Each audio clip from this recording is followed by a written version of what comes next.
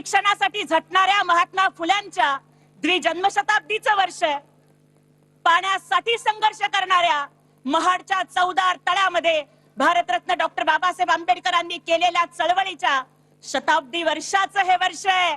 आणि या वर्षात माझ्यासारख्या एका सर्वसामान्य मुलीला संधी देऊन माननीय एकनाथजी शिंदे साहेबांनी दाखवून दिलं की अरे महाराष्ट्राच्या इतिहासामध्ये स्वतःच्या मुलाला अनुभव नसताना कॅबिनेट मंत्री बनवणारे, स्वतःच्या लेकीला खासदार बनवणारे अनेक नेते झाले, पण या भीमाच्या लेकीला खासदार बनवणारे फक्त एकनाथजी शिंदे साहेब या महाराष्ट्रानं बघितले.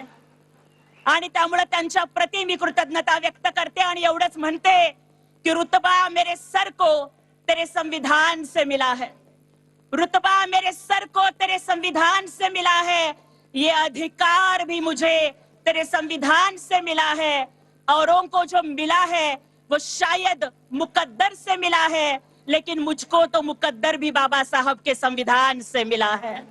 बाबासाहेबांच्या संविधानाचा सन्मान जोपासण्यासाठी सर्वसामान्यांना, बहुजनांना, शेतकऱ्यांना, कामगारांना न्याय देणारं एकमेव नेतृत्व या महाराष्ट्रामध्ये अहोरात्र झटत आहे ते म्हणजे सन्माननीय एकनाथरावजी शिंदे साहेब.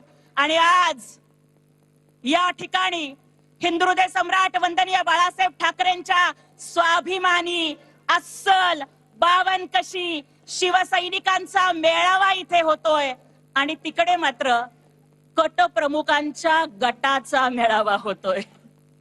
त्यामुळे खरी शिवसेना ही इथे की भगवा रक्ताचा, भगवा श्वासाचा, भगवा रक्ताचा, भगवा श्वासाचा, अरे हाच तर वारसा आहे वंदनीय बाळासाहेब ठाकरेंच्या विचारांचा. खांद्यावरती घेऊन वसा जनसेवेचा आणि मर्दासारखा चाललाय वाघ आज शिवसेनेचा. तोंड सांभाळून बोलायचं, नाहीतर तोंड फोडायचं कसं असतं ना, हे शिवसैनिकांना कोणी शिकवण्याची गरज नाहीये. आणि संजय राऊतांसारखी माणसं बाकीचं काहीच करू शकत नाहीत. त्यांचं वर्णन मी मराठीतल्या एकाच म्हणीत करते की राऊतांची अवस्था म्हणजे अंगात नाही बळ पण चिमटा काढून पळ अशी आहे. तर इथून पुढे चिमटे काढू नका. अरे तुमचे खासदार सोडून गेले, तुमचे विभाग प्रमुख, शाखा प्रमुख तुम्हाला सोडून गेले, तरी सुद्धा तुम्ही माईक वरती एवढ्या घमेंडीनं बोलताय. राऊताचं बडबडणं बघून मला रवी किशन यांचा एक डायलॉग आठवतो भोजपुरी सिनेमातला. रवी किशन म्हणतात की जिंदगी झंडवा फिर भी घमंडवा. पक्षाची शकल झाली तरी अरे कशावरती घमेंड करताय. आणि त्यामुळेच जी काँग्रेसची सुपारी घेऊन संजय राऊतांसारखा काँग्रेसची भाटगिरी करणारा माणूस काम करतोय, त्यांना मला इशारा द्यायचा आहे की हिंदुहृदय सम्राट बाळासाहेब ठाकरे म्हणाले होते कि मैं मेरी शिवसेना की कांग्रेस नहीं होने दूंगा, जिस दिन होगी मैं उस दिन दुकान बंद कर दूंगा. अरे तुमच्या सारख्यांनी कितीही कारस्थानं केली तरी सुद्धा शिवसेनेचा भगवा झंझावात जिवंत ठेवण्यासाठी सन्माननीय उपमुख्यमंत्री एकनाथजी शिंदे साहेबांचं नेतृत्व सक्षम आहे. मला आश्चर्य वाटतं ह्या लोकांचं. अरे आपल्या घरात भांडण झाल्यावर शेजाऱ्याला दोष द्यायचा नसतो, आपल्या घरातली भांडणं आपण मिटवायची असतात. तुमचे खासदार कुठे गेले तुम्ही शोधा ना. का ती माणसं तुमच्यावर नाराज आहे? अरे तुम्ही कायम फेसबुक लाईव्ह राहणार, तुम्ही कायम नॉट रिचेबल राहणार. कुणा आमदार खासदारांच्या घरी कोणी हॉस्पिटलमध्ये गेलं तरी तुम्ही भेटणार नाही, कोणाच्या घरी दुःखद प्रसंग घडला तरी तुम्ही त्यांचे डोळे पुसणार नाही. घर कोंबड्यासारखं घरात बसून राहणार आणि लोक तुम्हाला सोडून गेले की मग गद्दार, खोके, बिके ह्या भाषा तुम्ही करणार. तुम्ही ना पंचायत समितीत प्रचाराला बाहेर पडलात, ना तुम्ही नगरपालिकेला बाहेर पडलात, ना तुम्ही महापालिकेला मुंबई महापालिका सोडला तर कुठेच प्रचाराला गेला नाही. शिवसैनिकांना वाऱ्यावरती सोडून दिलं. तुम लढो, हम कपडे संभाळते है, अशा पद्धतीची भूमिका तुम्ही घेतली.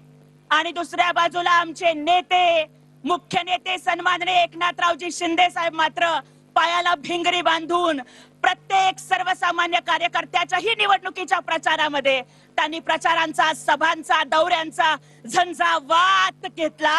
आणि त्यामुळेच आज शिवसेना आतापर्यंतच्या 60 वर्षाच्या इतिहासात शिवसेनेचे सगळ्यात जास्त नगरसेवक निवडून आले, पंचायत समिती सदस्य निवडून आणले आणि राज्यामध्ये शिवसेना दुसऱ्या क्रमांकाचा पक्ष आहे आणि प्रादेशिक पक्षामध्ये पहिल्या क्रमांकाचा पक्ष आहे. यासाठी एकदा जोरदार टाळ्या वाजवून आपण आपले नेते माननीय शिंदे साहेबांचं अभिनंदन करूयात. अरे तुम्हाला रक्ताचा वारसा लाभला, पण तुम्हाला विचारांचा वारसा सांभाळता आला नाही. आणि सतत ऑनलाईन राहून फेसबुक लाईव्ह करत घर कोंबडा बनणाऱ्या उबाठानी दाखवून दिलं की विरासत में बाप की गद्दी मिल सकती है लेकिन बुद्धी नहीं मिलती. आणि त्याच्यामुळेच तुमची राजकारणाची सद्दी आता संपत चाललेली आहे. आम्ही एक वेळेस मान्य करू की उद्धवजींची तब्येत ठीक नाही, त्यामुळे ते बाहेर पडत नाहीत. पण अरे तुमचे युवराज जे फक्त शिव्याशाप देतात, ते फक्त cold coffee, night life, penguin याच लाईफ मध्ये मग्न असतात.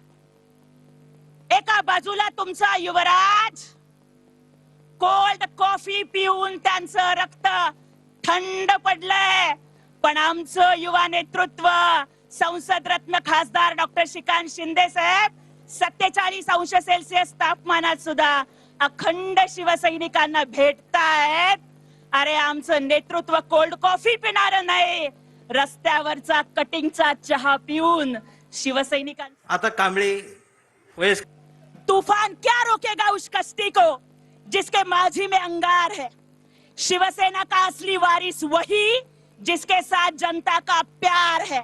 अरे कांग्रेस के सामने घुटने टेकने वालों की हर कोई करता निंदा है, फेसबुक लाइव करने वालों पर हर कोई शर्मिंदा है. हिंदुत्व को निगलने चाहते थे वो बेनकाब आज दरिंदा है, लेकिन शिवसेना और भगवा का मान सम्मान टिकाने के लिए एकनाथ जी शिंदे साहब नाम का टाइगर अभी जिंदा है. एवढं बोलते आणि थांबते. जय हिंद, जय महाराष्ट्र, जय शिवराय, जय भीम.